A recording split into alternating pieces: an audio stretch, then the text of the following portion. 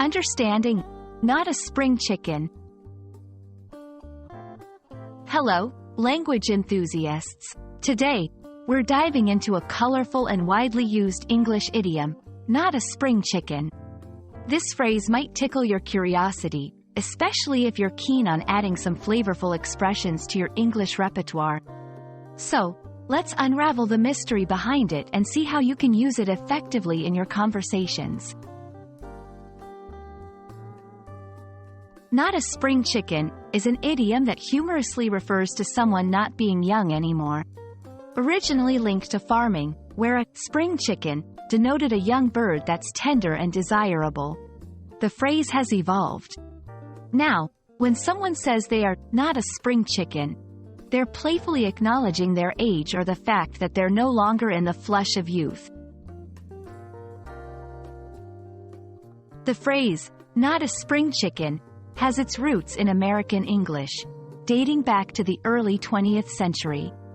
It reflects the agricultural practice of marking the age of chickens for sale. Spring chickens were preferred for their tenderness, making older chickens less desirable. This agricultural practice turned metaphorical, giving us a light-hearted way to talk about aging. Using not a spring chicken in conversation is quite straightforward. It's often used in a self-deprecating manner or to gently tease someone about their age.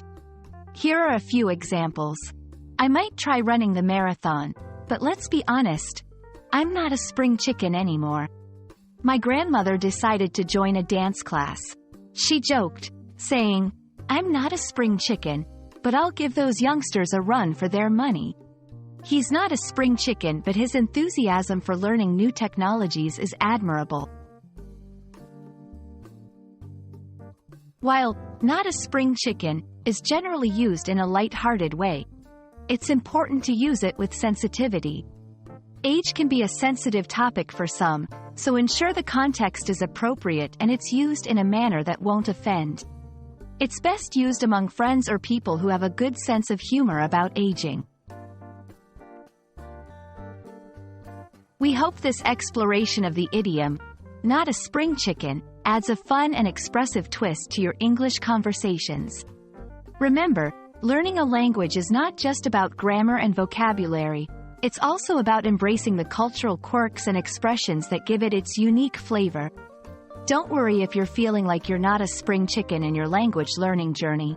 Every day is a great day to learn something new. Thanks for watching, and see you in our next video.